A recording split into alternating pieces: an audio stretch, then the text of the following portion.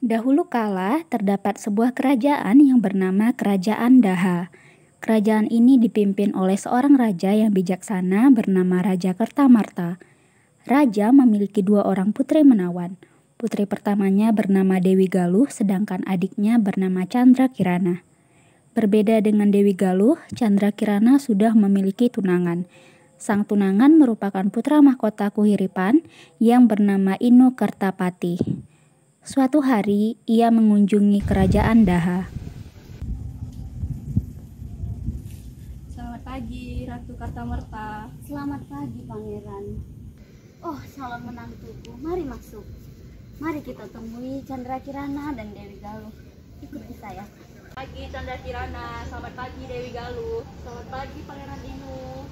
Aku mau ke kamar saja. Rasa sombong dan cemburu Dewi Galuh pada Chandra Kirana membuatnya kesal. Kenapa sih Chandra Kirana itu selalu beruntung? Aku akan memikirkannya. Dewi Galuh yang gelap mata akhirnya pergi ke penyihir untuk membantunya menyingkirkan Chandra Kirana. Apa gerangan yang membuat putri kerajaan datang kemari malam-malam begini? Aku ingin meminta pertolonganmu. Ingin kau mengutuk Chandra Kirana. Nanti akan kuberikan banyak emas untukmu. Pada keesokan harinya, Dewi Galuh bertemu dengan Chandra Kirana di taman istana. Chandra Kirana yang tidak mengetahui perbuatan kakaknya tampak santai di taman. Hingga akhirnya ia bertemu dengan sang kakak. Hai Chandra Kirana. Hai Kak, lihat bunga di sana. Itu bunga yang sering kita tanam. Oh iya ya? Dengan ajaib, sang penyihir jahat muncul di tengah-tengah taman bersama dengan Dewi Galuh dan Chandra Kirana. Hah? Siapa nenek itu, Kak? Kukutuk kau menjadi keong emas. Penyihir yang jahat mengutuk Chandra Kirana menjadi seekor keong. Chandra Kirana telah berubah menjadi keong emas. Kan ini akan hilang jika kau bertemu dengan tunanganmu. Tapi sebelum itu, aku akan memusnahkanmu. Dan aku akan mengatakan kepada ibunda bahwa kau telah menghilang. Kenapa dia begitu jahat padaku? Apakah aku pernah menyakitinya? Chandra Kirana yang telah berubah menjadi keong emas pun terbawa arus sungai menjauhi kerajaan Daha. Kemana sungai ini akan membawaku? Karena tubuhnya yang berwarna keemasan membuat seorang nenek yang berada di tepi sungai untuk mencari ikan melihat Chandra Kirana dan menangkapnya. Wow, apa ini? Aku tidak pernah melihat keong seindah ini sebelumnya. Nenek itu kemudian membawa keong emas ke rumahnya. Dia merawat keong emas di dalam sebuah kanvas. Esokan harinya, tanpa disadari sang nenek, keong emas berubah menjadi manusia. Karena hari sudah siang, nenek pun kembali ke rumah. Aku lupa tadi menyapu halaman. Saat nenek kembali ke rumah, betapa terkejutnya ia melihat halaman rumahnya telah bersih tersapu. Siapa ini yang sudah menyapu halaman rumahku?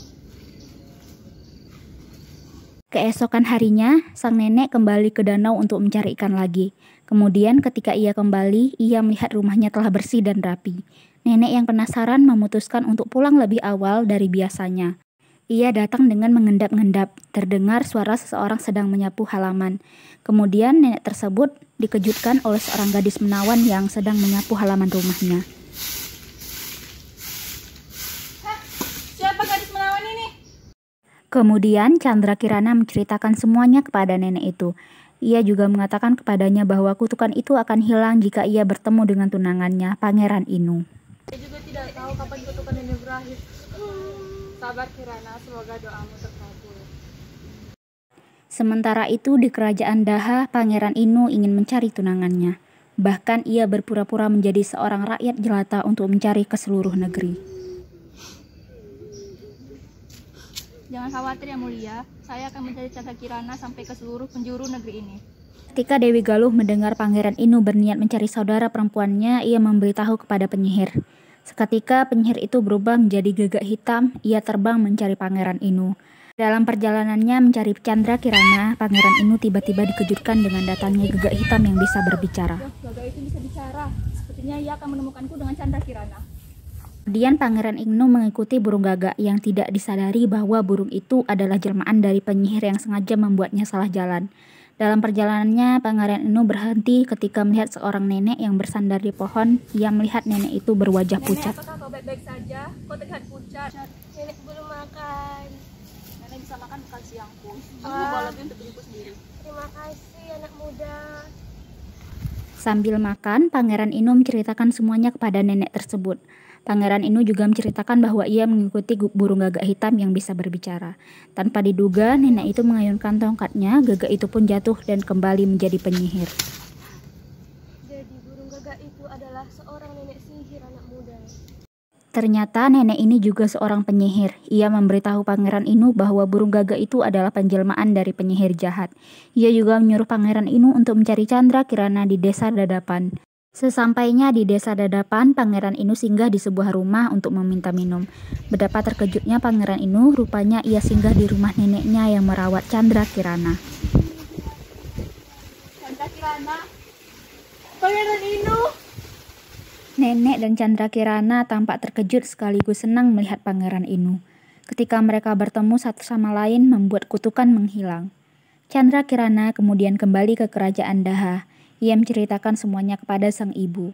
Karena takut mendapat hukuman, Dewi Galuh melarikan diri dari kerajaan Daha dan tidak pernah kembali.